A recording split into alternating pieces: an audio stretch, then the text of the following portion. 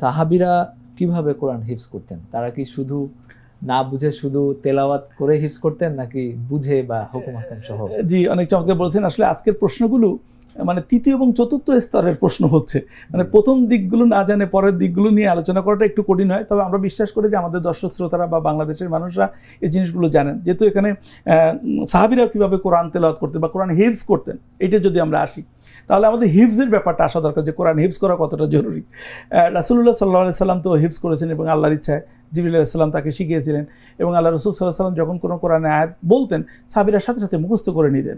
প্রাথমিক পর্যায়ে এটা যথেষ্ট ছিল, কিন্তু যখন পরিপূর্ণ কোরআন মাদানী জীবনে আসলেন, যখন পরিপূর্ণ কোরআন যখন পড়ার ব্যাপারটা হলো, তখন কি হলো? আমরা জানি যে ওমর রাদিয়াল্লাহু তাআলা আনহুর একজন ছেলে, খুব বেশি পপুলার হাদিস বর্ণনার ক্ষেত্রে, আব্দুল্লাহ ইবনে উমর রাদিয়াল্লাহু তাআলা আনহু, ওনার ব্যাপারে আসছে যে আব্দুল্লাহ ইবনে উমর রাদিয়াল্লাহু তাআলা আনহু সূরা বাকারা মুখস্থ করতে 8 বছর সময় লাগছে। এটা কেন? এটা কারণ হলো, এবার আমরা আসি যে সাহাবীরা কিভাবে হিফজ করেছেন। আমরা যেরকম হিফজ করি একবার চোখ বন্ধ করে, সাহাবীরা এই কাজটা করতেন না। কারণ সাহাবীরা জানতেন যে কোরআন নাজিল করা হয়েছে মানুষদের দিক নির্দেশনার জন্য, এটাকে প্রিজার্ভ না করলে পরবর্তী প্রজন্ম পাবে না, এই জন্য কিন্তু তারা মুখস্থ করেছেন। কিন্তু তারা এই মুখস্থ করার ব্যাপারটাকে এভাবে নিয়েছেন যে কোরআন মূলত আসছে আমাদেরকে দিক নির্দেশনা দিয়ে সঠিক পথে নিয়ে রাখার জন্য, আমরা ওইটার পরে আমল করতে পারছি কিনা।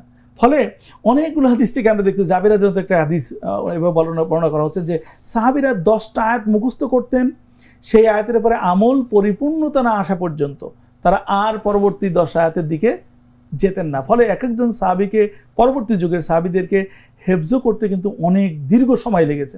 তবে কিছুজন সাহাবীদেরকে এই কোরআন সংরক্ষণের জন্য দায়িত্ব দেওয়া হয়েছিল, তারা ইনস্ট্যান্ট মুখস্থ করে রাখছেন।